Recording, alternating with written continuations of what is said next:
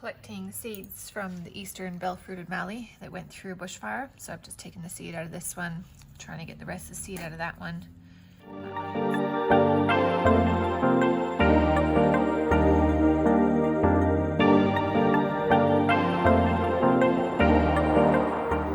These are the fruits of the eastern bell-fruited mallee. And recently we had a bushfire. And so they've started to pop open and release their seeds. They've been exposed to smoke. And so we can get these seeds out quite easily. You can see them all just sitting in there. And so if I just knock them against my hand here, I might get lucky. There comes one. Sometimes they're a little bit tricky to get out. There we go. There comes another one. And so the nice thing is we know that these will grow in the local area. And so we're harvesting some seeds to restore the bush. Yeah, that's the seeds out of that one. And we've got quite a few more to go, all pre-exposed to fire, which is what causes them to open up and release the seeds. And then these just get potted up and get turned into little seedlings, hopefully. Back into the bush. Some of them are a little bit harder to get out than the others. Nature's done its thing though. These dogs don't seem to mind. Puppies? Oi! What are you doing? Hey? You helping? Looks like chili flakes. Well, I don't imagine they taste like that.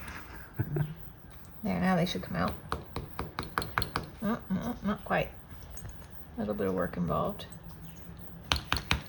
And these are just ready to go straight into the ground. Yeah, they've already been pre-treated with smoke from the fire that went through. So we don't have to use smoke water or anything like that. And they can just go straight in. Eastern bell-fruited mallee. These beautiful flowers and these amazing fruits. Empty partially and full of seed. And once we knock it out, we've got a mixture of stuff here on the ground. So these little ones that are darker colored are just chaff. This is just kind of a bit of nothing. We actually need to filter that out and get rid of it. And these are the seeds, the slightly more golden ones, kind of half moon shaped. So we've got quite a bit of seed out of just a few seed pods. So we'll keep going. This is the seed and cutting potting mix, which is just standard Bunnings setup. So we're going to put some in here and get these seeds in the soil. There's chaff mixed in here, so I'm going to avoid the chaff, which is no good, and just grab the yellow seeds and plop those in there. And just do a couple to demonstrate. And then just a light dusting over the top. You kind of want no more than about 3 to 4 millimeters. This species I haven't done yet, but usually somewhere between 21 and 30, roughly 35 days. Just put them out in the sun and give them some water and let them do their thing. Should hopefully have at least 50% success, especially because these have been pre-treated with the smoke from the fire, which is what they need to pop their seed casings.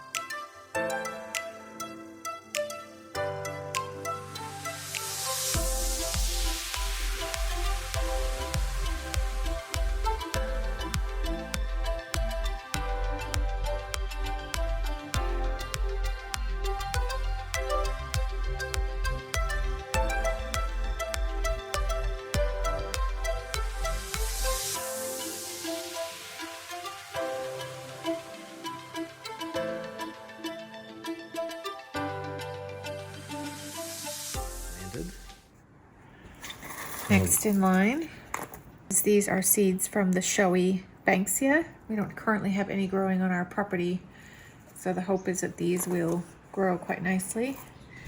These are also been burned by the fire, that went through about 4 or 5 weeks ago.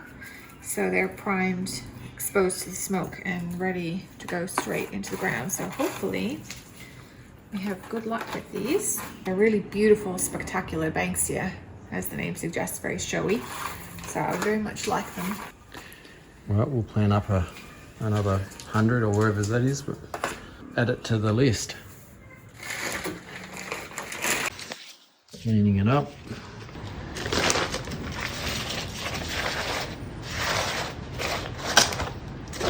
Okay.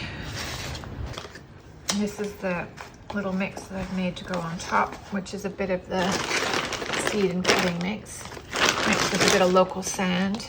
Just give it a light dusting over the top. A lot of the natives don't need a thick, heavy covering. So I'm just gonna make a little well for them so that when I water them, they don't rinse off by accident.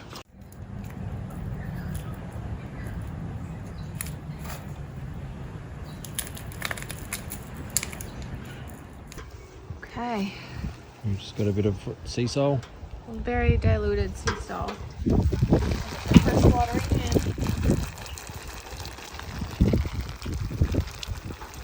Hang out with all the rest of their native friends.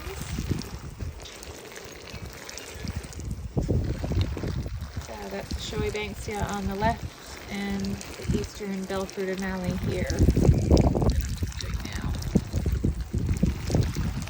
And about 100 other things up here. Yep. But we'll show all this in another video.